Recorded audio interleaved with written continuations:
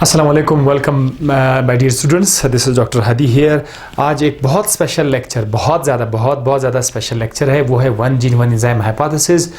ये वो लेक्चर है जिसे मैं दोबारा आपके लिए रिकॉर्ड कर रहा हूँ क्योंकि जो पहला वाला था उसमें कुछ इशू था जिसकी वजह से मैंने उसको निकाल के दोबारा मैं बना रहा हूँ, ठीक है, ताकि आप लोगों को ये टॉपिक सही मानों में समझ आ जाए। और इस टॉपिक को समझने के लिए one gene one enzyme hypothesis, ये सेकेंड ईयर की बायोलॉजी का चैप्टर क्रोमोसोम एंड डीएनए से है। पहले आप ज़रा यहाँ पर देखें कि यहाँ पर हमारे पास क्या है। देयर इज़ डीएनए, ठीक है, ये आपके पास डीएनए है। और ये जो एक डीएनए है, इस डीएनए के अंदर, जैसे मेरे पिछले लेक्चर मैंने कहा था कि डीएनए के अंदर क्या है, छोटे छोटे सेगमेंट्स है, और हर सेगमेंट को आप क्या कहते हैं, जीन कहते हैं। जी हाँ, तो यहाँ पर जीन होता है। लेट्स सपोज मैं कहता हूँ कि यहाँ से लेकर ये जो एक इलाका है, ये this portion is a gene, और ये जो एक जीन डीएनए के अंदर है, ये एक खुफिया मैसेज है किसी प्रोटीन को बनाने का, किसी ख़ास प्रोटीन को बनाने का एक खुफिया मैसेज है, या ये किसी एंजाइम को बनाने का एक खुफिया मैसेज है, because enzymes are made of protein. So ये वाला जो खुफिया मैसेज है, इसको हम कॉपी करेंगे। क्या करेंगे? इसको हम लोग सबसे पहले कॉपी करेंगे, और जब ये कॉपी करेंगे तो ये हमारे पास किस शक्ल में आएंगे? मैसेंजर आरएनए की शक्ल में। सो ये जो आपको देख रहा है, ये क्या है? ये मैसेंजर आरएनए है। ये मैसेंजर आरएनए एक किस्म का ट्रांसक्रिप्ट है, इसके पास नक्शा है, इसके पास खुफिया मालूमात है। ये मैसेंजर आरएनए कहाँ पे जाएगा? ये राइबोसोम पे जाएगा। याद रखिएगा, मैंने एक वीडियो सबसे पहले बनाया था, जो मेरे चैनल का सबसे हिट वीडियो हुआ था, वो था प्रोटीन सिंथेसिस जो है, उस पर मैंने बहुत ज़्यादा तफसील से इसके ऊपर बात की हुई है, ठीक है, इस प्रोसेस पर। लेकिन आज मैं बहुत शॉर्टकट लिख रहा हूँ। तो मैसेंजर आरएनए राइबोसोम पे जाके, राइबोसोम पर क्या होगा? राइबोसोम पर यहाँ पर सेल के अंदर जो है हमारे पास अमाइनो एसिड्स होंगे। इन अमाइनो एसिड्स को आपस में मिलाया जाएगा। कहाँ पर? राइबोसोम के ऊपर। बहुत सारे अमाइनो एसिड मिलके क्या बनाएगा? एक पॉलीपेप्टाइड बनाएगा। तो ये आप छोटे छोटे जो दायरे आप देख रहे हैं, हर सर्कल क्या है? हर सर्कल एक अमाइनो एसिड है। और बहुत सारे अमाइनो एसिड जब आपस में मिल जाएंगे तो उसको क्या कहते हैं? पॉलीपेप्टाइड कहते हैं। पॉलीपेप्टाइड है, ये आपका एक किस्म का प्रोटीन है। ये पॉलीपेप्टाइड एक किस्म का प्रोटीन है, और यही पॉलीपेप्टाइड से एंजाइम बन जाता है। तो एंजाइम आपका प्रैक्टिकल प्रोडक्ट है, और वहाँ से सिर्फ इंफॉर्मेशन कॉपी हुई थी। सो ये जो आपका पूरा का पूरा प्रोसेस देख रहे हैं, ये सब सारा का सारा डीएनए के अंदर है। डीएनए के अंदर इसके जीन होते हैं, ठीक है। तो इस बात को साबित करने के लिए कि एक जीन एक एंजाइम बनाता है, ठीक है, one gene one enzyme hypothesis का रखा गया। ये इस एक तजर्बे से इसको साबित किया गया था बीडल एंड टेटम ने, ठीक है, बीडल एंड टेटम। तो उसका नाम क्या है? बीडल एंड टेटम, ठीक है, ये इन साइंटिस्ट का नाम है जिन्होंने इसको किया था। अब मैं आपको तजर्बे की तरफ, तजर्बे में हुआ क्या था एक्सपेरिमेंट में। यहाँ पर हम लोग एक फंगस यूज़ करते हैं जिसका नाम है एक मोल्ड, एक फंजाई हम यूज़ करते हैं, जिसका नाम न्यूरोस्पोरा। और न्यूरोस्पोरा जो एक फंजाई है हमारे पास, यहाँ पर एक फंजाई है न्यूरोस्पोरा। ये जो फंजाई है, ये बच्चे कैसे देते हैं? ये स्पोर्स देते हैं। क्या कहते हैं? स्पोर्स देते हैं। और ये इनके जो स्पोर्स होते हैं, इनको जब अच्छा जगह मिल जाए तो स्पोर से फिर से एक फंजाई बन जाएगा। फिर वहाँ से स्पोर्स आएंगे, वो स्पोर्स फिर से गिरेंगे अच्छी जगह पर, तो उसको वहाँ से फिर फंजाई बन जाएंगे, ठीक है। हम इस पे तजर्बा करेंगे। किस तरह तजर्बा करेंगे? हमारे पास यहाँ पर एक मीडियम हम लोग लाएंगे, एक मीडियम हम लोग रखेंगे, और उस मीडियम के अंदर हम न्यूरोस्पोरा के जो स्पोर्स है वो ऐड करेंगे। लेकिन न्यूरोस्पोरा के स्पोर्स को ग्रो करने के लिए खुराक चाहिए, ठीक है। आपको फूड देना होगा ना, तो ये ग्रो करेंगे। तो यहाँ पर आप फूड देंगे। उस फूड का नाम क्या है? उस फूड का नाम है मिनिमल मीडियम, ठीक है, मिनिमल मीडियम उस फूड का नाम है। अब इसके अंदर क्या मौजूद है? यहाँ पर आपको मिलेगा विटामिन, आपको मिलेगा, ठीक है, इधर आपको विटामिन मिलेगा और यहाँ पर आपको सॉल्ट मिलेगा, प्लस यहाँ पर आपको कार्बन सोर्स मिलेगा। ठीक है, कार्बन सोर्स मतलब is may be is a sugar, they may be a sugar, कोई भी कार्बोहाइड्रेट हो सकता है। ठीक है, तो कार्बन सोर्स को हम लोगों ने इस तरह से लिखा, carbon source is a carbohydrate is a sugar. जाहिर है इसमें CH बॉन्ड्स होंगे और इससे फिर क्या होगा, जो न्यूरोस्पोरा है इसे अपने लिए ज़रूरत की चीज़ों को बनाएगा। तो विटामिन है, सॉल्ट है, कार्बन सोर्स है, लेकिन एक बात याद रखिएगा, इस मीडियम में कोई अमाइनो एसिड मौजूद नहीं है, no amino acid is there. तो ये नामुकम्मल मीडियम है, this is not a complete medium, इसमें अमाइनो एसिड नहीं है। क्यों नहीं है?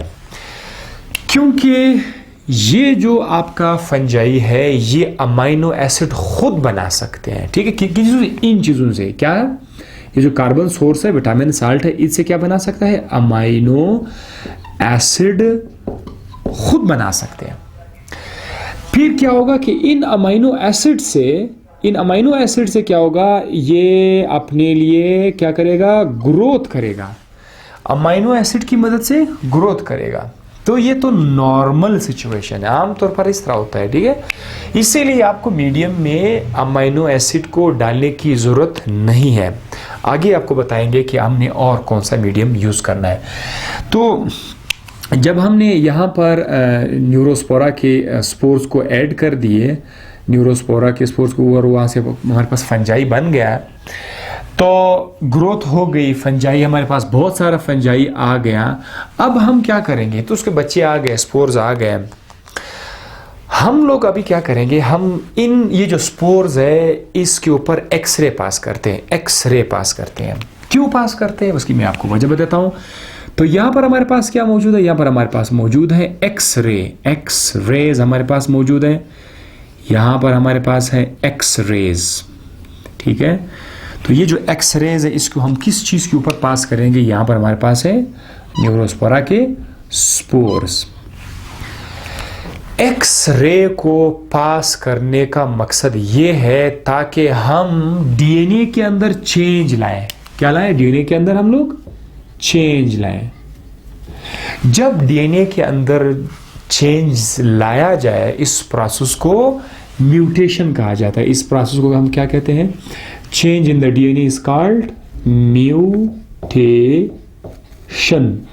तो म्यूटेशन कॉज करने के लिए हम एक्सरे से उसको हिट करेंगे, एक्सरे से, ताकि म्यूटेशन आ जाए इसके अंदर डीएनए डिस्टर्ब हो जाए।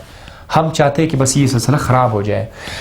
तो जब आप इसको एक्सरे से रेडिएट करेंगे, तो ये जो आपके पास अभी जो स्पोर्स है, इन स्पोर्स को हम लोग एक और मीडियम में जाके कैरी करेंगे।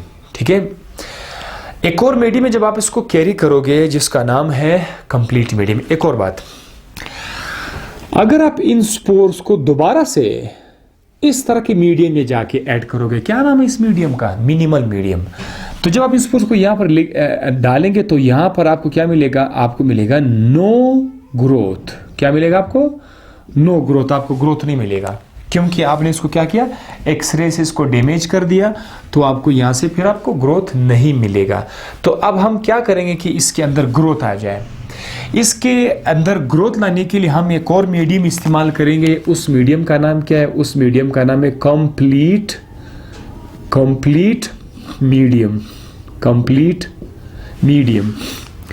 अब कंप्लीट मीडियम में क्या है, कंप्लीट मीडियम में विटामिन मौजूद है, सॉल्ट मौजूद है, कार्बन सोर्स मौजूद, लेकिन एक और एक्स्ट्रा चीज़ है, वो क्या है, वो हमारे पास है कुछ अमाइनो एसिड्स भी हम लोग इसके अंदर ऐड कर देते हैं। ठीक है, तो that will be called as a complete medium. तो जब आप उसके अंदर अमाइनो एसिड वगैरह भी सारा के सारे मुख्तलिफ किस्म के अमाइनो एसिड्स भी ऐड करेंगे, विटामिन भी आपने सारे के सारे ऐड कर दिए, यानी ज़रूरत की सारी चीज़ें आपने उसके अंदर ऐड कर दिए।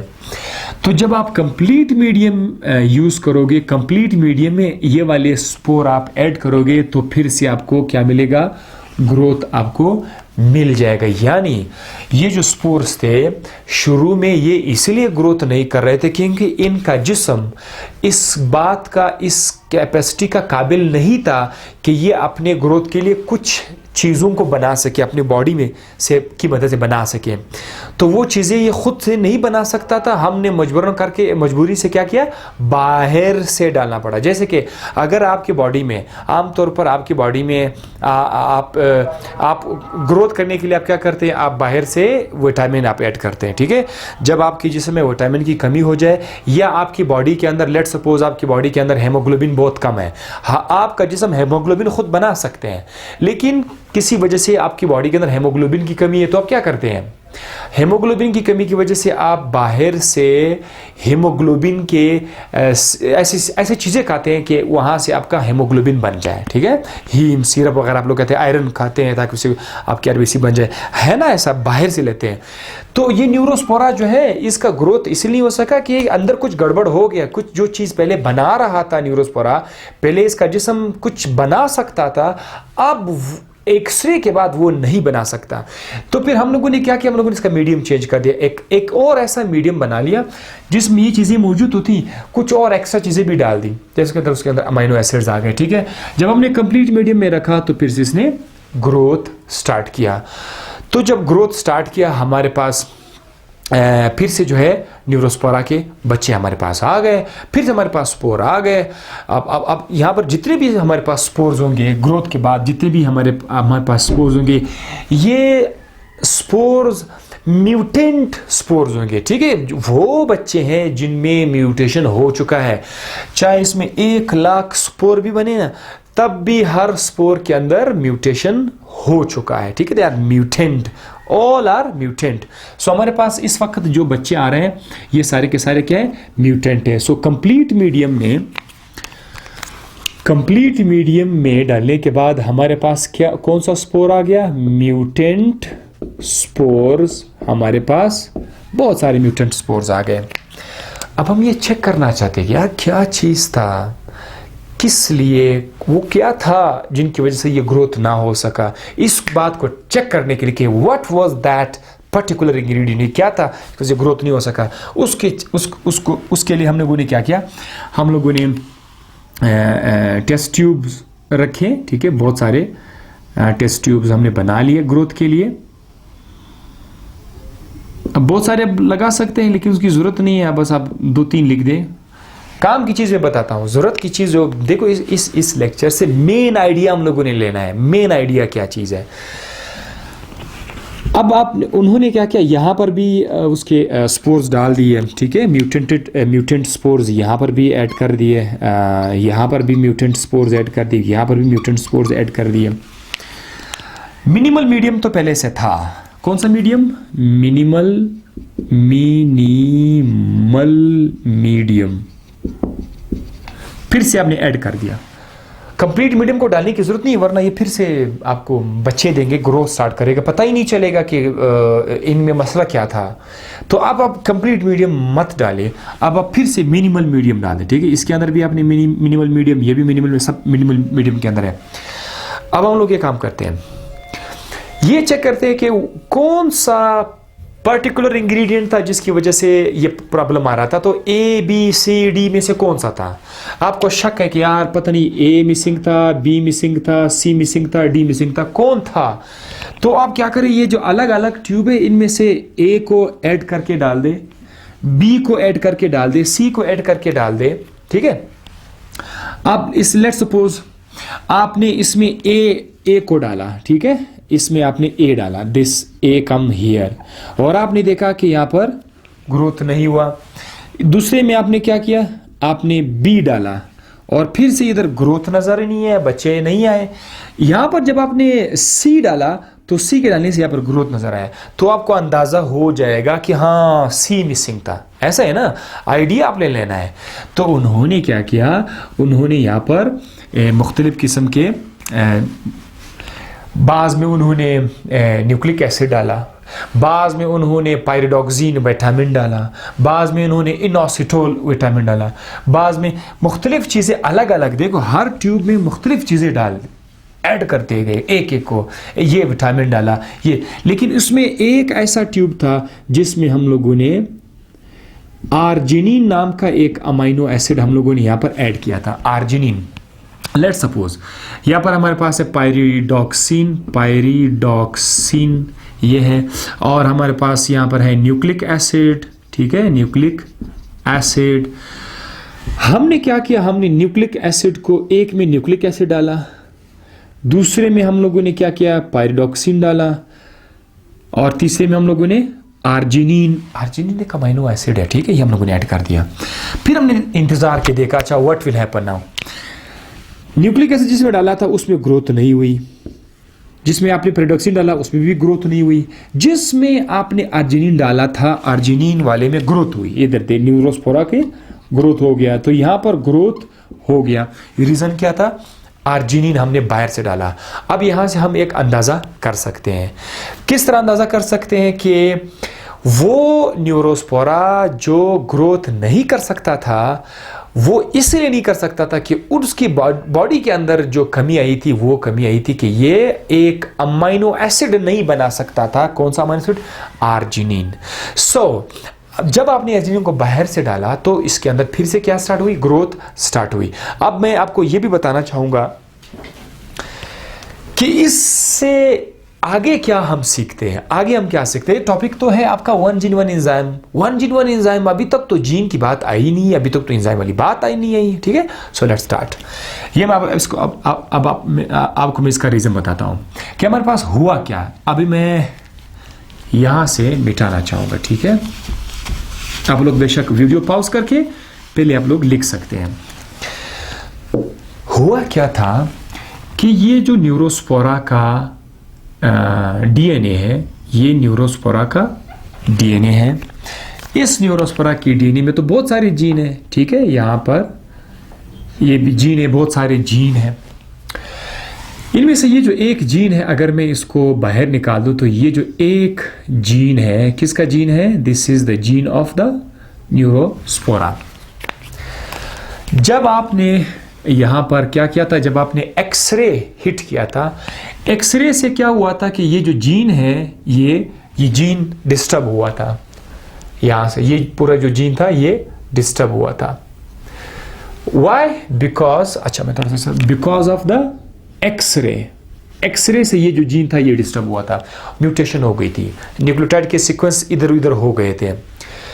ये जीन जो आपके बुक में बाज़ का 3 जगह बता रहे हैं, gene A, gene B, gene C, फलाना फलाना, वो मैं कॉम्प्लिकेटेड नहीं करने जा रहा हूं, मैं आपको सिंपल करके बता रहा हूं, ठीक है। आप जरा सीजिए, ये एक जीन जो था, ये एक जीन था हमारे पास। ये जीन आमतौर पर क्या करता था, इस जीन की मदद से हमारे पास जो कार्बन सोर्स था, क्या था हमारे पास, कार्बन सोर्स की मदद से, कई एंजाइम की मदद से आखिर में जाकर यहां से क्या बनता था, आर्जिनिन अमाइनो एसिड बन जाता था। क्या बन जाता था, आर्जिनिन अमाइनो एसिड यहां से बन जाता था कार्बन सोर्स की मदद से। जब न्यूरोस्पोरा के बॉडी में कार्बन सोर्स आ जाता तो वो न्यूरोस्पोरा इस कार्बन सोर्स की मदद से क्या बना सकता था, आर्जिनिन बना सकता था। लेकिन जब आपने एक्सरे किया तो एक्सरे से यहां पर क्या बना, जीन के अंदर प्रॉब्लम आया, और जीन के अंदर प्रॉब्लम बनने से क्या होगा कि यहां पर जो एंजाइम था, अब देखिए कोई भी काम बगैर एंजाइम के होता नहीं है। कार्बन सोर्स से जब आर्जिनिन बनता तो वो तो एंजाइम बनाएगा ना। तो यहां पर क्या था कि ये जो कार्बन सोर्स था वहां से एक एंजाइम की मदद से ये आर्जिनिन नहीं बन सका। अब जब आर्जिनिन नहीं बन सका तो आर्जिनिन ने क्या किया, आर्जिनिन आगे जाकर किस चीज में इसका किरदार था, ग्रोथ में इसका किरदार था। जब आर्जिनिन नहीं बना तो ग्रोथ नहीं हुआ, जब ग्रोथ नहीं हुआ तो रिप्रोड्यूस कैसे करेंगे। तो ये मेन रीजन था ये एक्सरे ने जीन को डिस्टर्ब किया था, जीन की वजह से एंजाइम डिस्टर्ब हुआ था। और अब जरा आप लोग अब इस डायग्राम पर आ जाइए कि डीएनए से मैसेंजर आरएनए की कॉपी बनती है। वो मैसेंजर आरएनए जब राइबोसोम के ऊपर जाते हैं तो राइबोसोम के ऊपर क्या होता है कि अमाइनो एसिड्स को जमा किया जाता है, वहां से एक पॉलीपेप्टाइड बन जाता है। ये पॉलीपेप्टाइड बाद में इंजाइम बन जाता है। सो देखिए ये जो आपका एक इंजाइम है, ये आपने एक जीन को आपने डिस्टर्ब किया एक्सरे से, वो जीन की जो इंफॉर्मेशन थी वो प्रॉपर तरीके से मैसेंजर आरएनए में उसका गलत इंफॉर्मेशन आया। गलत इंफॉर्मेशन से जो है वो प्रोटीन ही नहीं बना। जब प्रोटीन नहीं बनेगा, पॉलीपेप्टाइड नहीं बनेगा, तो एंजाइम नहीं बनेगा। जब एंजाइम नहीं बनेगा तो बॉडी के अंदर ग्रोथ के चांसेस भी नहीं होंगे, राइट।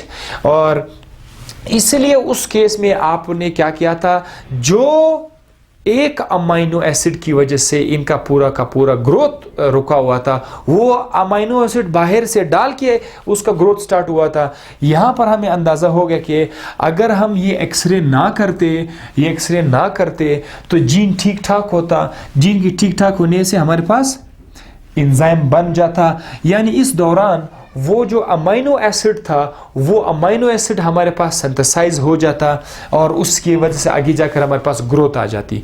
लेकिन चूंकि अब हमारे पास वो अमाइनो एसिड सिंथेसाइज नहीं हो पा रहा, एंजाइम नहीं बन रहा, मजबूरन क्या करना पड़ेगा, बाहर से डालना पड़ रहा था।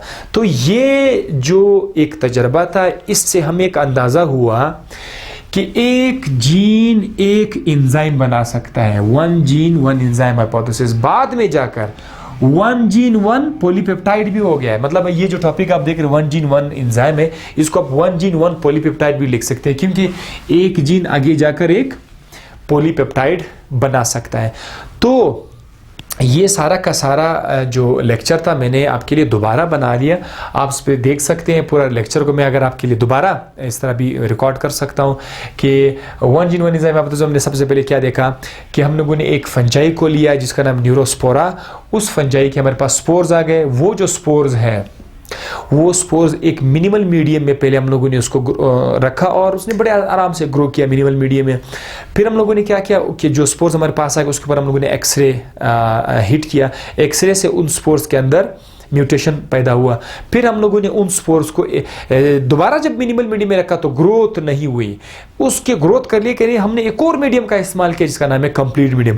कंप्लीट मीडियम में हमने बाहर से कुछ एक्स्ट्रा चीज़ें भी डाली थी जिसकी वजह से ग्रोथ दोबारा स्टार्ट हुआ। लेकिन जो स्पोर्स हमारे पास आ गए वो सारे के सारे म्यूटेंट स्पोर्स थे। हमने उन म्यूटेंट स्पोर्स को के अंदर ये देखना चाहा कि किस इंग्रेडिएंट की वजह से ग्रोथ नहीं हो रही थी। तो फिर हम लोगों ने क्या किया कि मुख्तलिफ ट्यूब्स में हमने वो तमाम के तमाम स्पोर्स रख दिए। फिर एक ट्यूब में बारी बारी एक एक चीज़ डालते गए और चेक करता रहा कि किसके अंदर ग्रोथ हुई।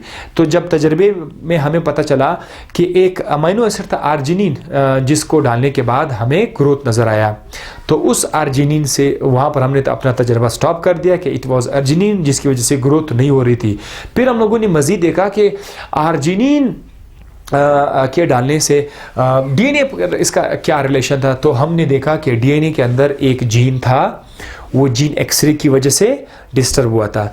फिर जब वो जीन डिस्टर्ब हो गया तो मैसेंजर आरएनए जब निकल रहा था तो वो गलत इंफॉर्मेशन निकल रही थी, या आप कह सकते कि मैसेंजर आरएनए निकल नहीं रहा था। तो जब वो जीन नहीं बनेगा मैसेंजर आरएनए की शक्ल में तो उसकी वजह से मैसेंजर आरएनए राइबोसोम पर प्रोटीन भी नहीं बनाएगा। जब प्रोटीन नहीं बनेगा तो पॉलीपेप्टाइड नहीं होगा, जब पॉलीपेप्टाइड नहीं होगा तो एंजाइम नहीं होगा, एंजाइम नहीं होगा तो ग्रोथ नहीं होगी।